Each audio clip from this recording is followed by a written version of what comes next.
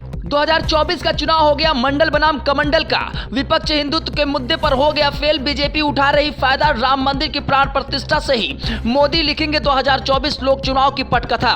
5 लाख मंदिरों से 8 करोड़ लोगों को साधने का प्रयास।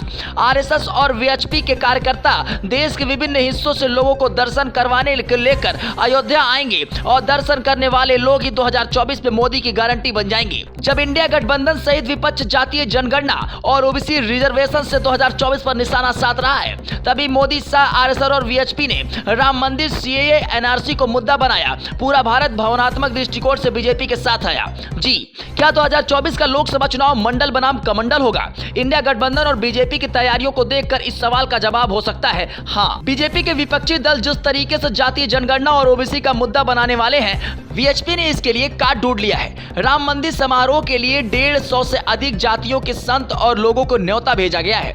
राम मंदिर तीर्थ क्षेत्र ट्रस्ट के अनुसार 22 जनवरी के भव्य आयोजन में देश के विभिन्न जिलों से आदिवासी और दलित संत भी शामिल होंगे। इसके अलावा राम मंदिर को बनाने वाले कारीगरों को भी आमंत्रित किया गया है। समारोह में ऐसे 10 दानदाता भी खास मेहमान होंगे जो झोपड़ी में रहते हैं मगर राम मंदिर के लिए अपने सामर्थ्य से बढ़ चढ़कर चंदा दिया है। समारोह के बाद भी आरएसएस और वीएचपी रामलला के दर्शन करने का अभियान चलाने वाली है। इसके तहत अगले 2 महीने तक समाज के सभी वर्गों को अयोध्या लाने की तैयारी की जा रही है। माना जा रहा है कि विपक्ष के मॉडल पार्ट 2 का जवाब राम मंदिर ही हो सकता है।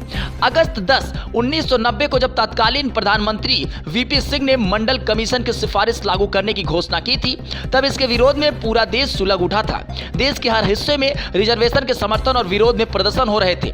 उससे पहले 1989 में विश्व हिंदू परिषद राम मंदिर आंदोलन शुरू कर चुका था। नवंबर 1989 के तत्कालीन विवादित स्थल पर कामेश्वर चौपाल ने राम मंदिर की आधारशिला रखी थी।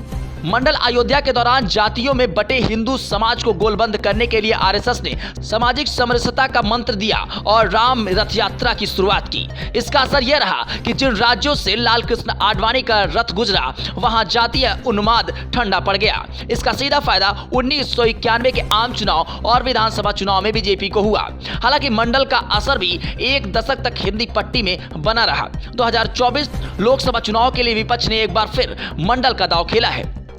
Congress, JDU, RJD, Samajwadi party जातीय जनगणना और नए सिरे से ओबीसी रिजर्वेशन के पक्ष में माहौल बना रहे हैं। इससे मुकाबला करने के लिए बीजेपी भी अपने हिंदुत्व के मुद्दे राम मंदिर, नागरिक संशोधन कानून और कॉमन सिविल कोड के साथ चुनाव में उतरने की तैयारी कर चुकी है।